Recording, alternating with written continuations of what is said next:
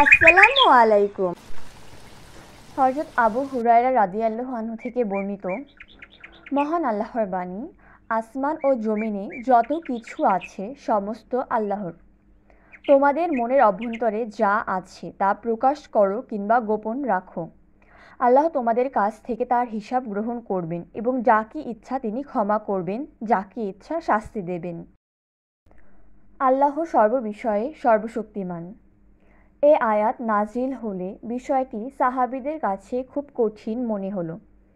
তাই সবাই রাসূলুল্লাহ সাল্লাল্লাহু আলাইহি সাল্লামের কাছে আসলেন এবং হাঁটু গেড়ে বসে বললেন, হে আল্লাহর রাসূল, নামাজ, রোজা, জিহাদ, সাদকা প্রভৃতি যে সমস্ত আমল আমাদের সামর্থ্য অনুযায়ী ছিল, এ যাবৎ আমাদেরকে সেগুলোর নির্দেশ দেওয়া হয়েছে।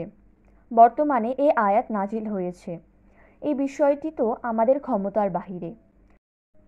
রাসূলুল্লাহ সাল্লাল্লাহু আলাইহি সাল্লাম বললেন, আহলে কিতাব ইহুদি ও খ্রিস্টানদের মতো তোমরাও কি এমন কথা বলবে যে শুনলাম কিন্তু মানলাম না? বরং তোমরা বলো, শুনলাম ও মানলাম। হে আমাদের প্রতিপালক, আমরা তোমার কাছে ক্ষমা প্রার্থনা করি আর তুমি আমাদের শেষ প্রত্যাবর্তন স্থল। রাসূলুল্লাহ সাল্লাল্লাহু আলাইহি সাল্লাম এ নির্দেশ শুনে সাহাবা কিরাম বলেন, আমরা শুনেছি ও মেনেছি।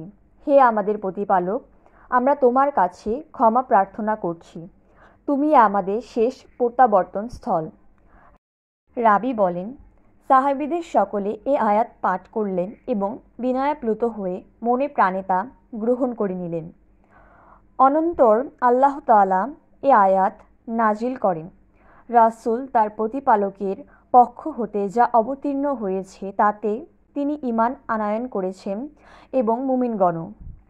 তাদের সকলে আল্লাহতে, তার ফেরেশতাগণে, তার কিতাবসমূহে এবং রাসূলগণে ঈমান আনয়ন করেছে। তারা বলে, আমরা রাসূলগণের মধ্যে কোনো তারতম্য করি না। তারা বলে, আমরা শুনলাম এবং মানলাম। হে আমাদের রব, আমরা তোমার কাছে ক্ষমা চাই এবং তোমার কাছে আমাদের প্রত্যাবর্তন স্থল। যখন তারা সর্বতোভাবে আনুগত্য জ্ঞাপন করলেন, তখন আল্লাহ তাআলার উক্ত আয়াতের হুকুম রহিত করে নাজিল করলেন, আল্লাহ কারো ওপর এমন কোনো কষ্টদায়ক দায় দায়িত্ব অর্পণ করেন না যা তার জন্য সাধ্যাতীত। সে ভালো উপার্জন করে তা তারই এবং মন্দ উপার্জন করে তাও তারই। হে আমাদের রব, যদি আমরা বিস্মৃত হই কিংবা ভুল করে ফেলি তবে তুমি আমাদিগকে পাকড়াও করো না। রাসূলুল্লাহ সাল্লাল্লাহু আলাইহি সাল্লাম বলেন, হ্যাঁ, মেনে নিলাম। আরও ইরশাদ হলো, হে আমাদের প্রতিপালক, আমাদের পূর্ববর্তীগণের ওপর যেমন গুরু দায়িত্ব অর্পণ করেছিলেন, আমাদের ওপরও তেমন দায়িত্ব অর্পণ করো না। রাসূলুল্লাহ সাল্লাল্লাহু আলাইহি সাল্লাম বললেন, হ্যাঁ, মেনে নিলাম। আরও ইরশাদ হলো, হে আমাদের রব, এমন ভার আমাদের ওপর অর্পণ করো না যা বহন করার শক্তি আমাদের নেই। রাসূলুল্লাহ সাল্লাল্লাহু আলাইহি সাল্লাম বললেন, হ্যাঁ, মেনে নিলাম। আরও ইরশাদ হলো, আমাদের পাপ মোচন করো, আমাদেরকে মাফ করো, রহম করো, তুমিই আমাদের অভিভাবক।